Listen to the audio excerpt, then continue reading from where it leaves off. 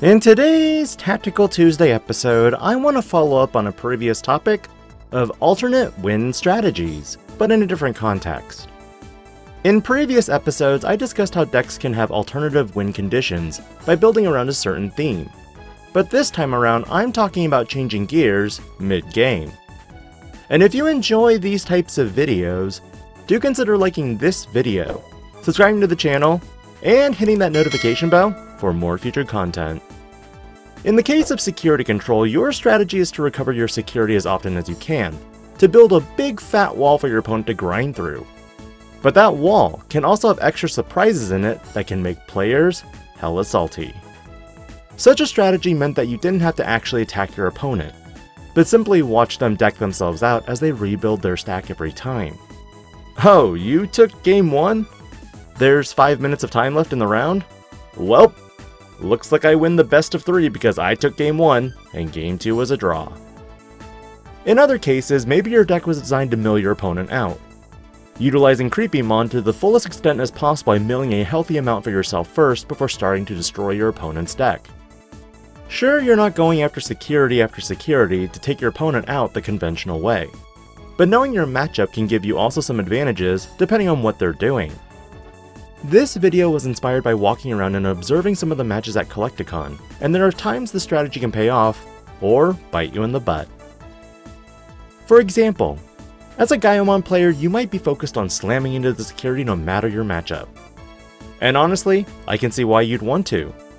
Gaiomon lets you check 2 security each turn, and then reboot on your opponents. But one catch.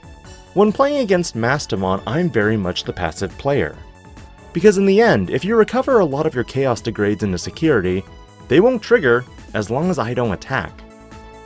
And if I choke you to 1 memory, you'll have to commit 8 memory and make it my turn to remove Gaiomon.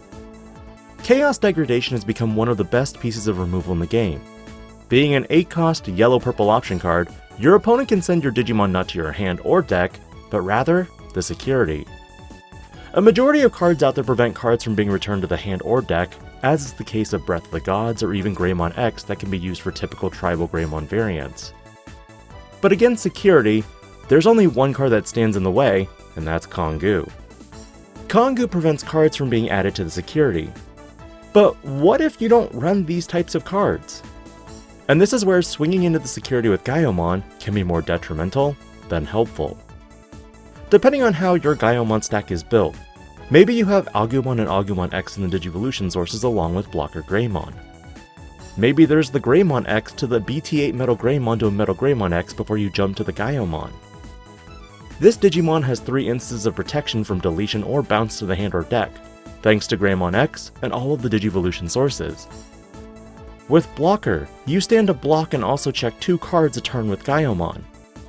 But again, if your opponent's at 5 or even 6 security after recovering with an empty board but Kari Kamiya, is it still worth swinging into the security? Questions I also like to consider are, has my opponent played an Avenge Kidmon in any of the games so far? What's their card count at?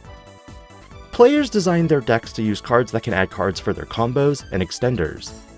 Imperial Ultramon decks have a lot of searchability with Davis Motomiya, Vmons, and card draw effects like Starter Deck Vmon and Jamming Demi Vmon. Almost every X-Antibody deck save Grandest Kuwagumon runs Cool Boys. It's just that amazing of a card to potentially net you +2. Mastamon decks can utilize Tsukaimon, Salamon, or even the Gatomon for a lot of value. But the bottom line is, when playing these cards, not many players take into consideration the long game that can happen. Drawing cards is good, but in some instances can lead you to the deck out scenario.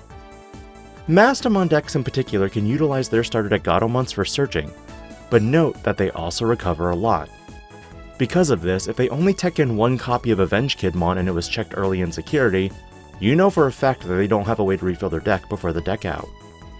This is where instead of attacking with Gaiomon, you have the blocker that can block on their turn and swing over any bodies they may have on board with BT8 Metal Greymon's effect.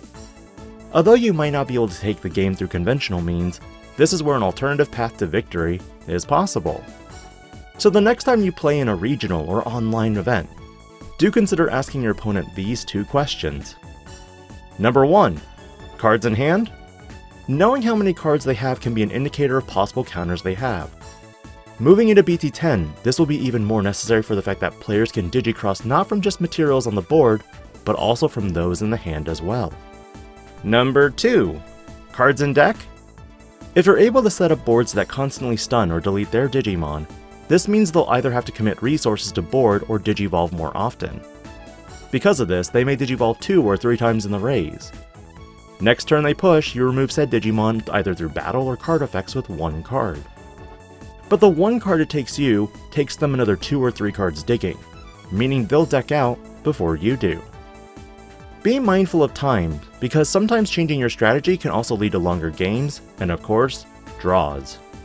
Have you ever been in any of the situations I mentioned in today's Tactical Tuesday episode? In no way, shape, or form am I advocating for tactics of stalling. I'm more so bringing it to the attention of players that if the conventional strategy of attacking the security is more risky than controlling the board, it's time to switch it up. Don't give your opponent free value from their security. This is DigiPanda, logging out.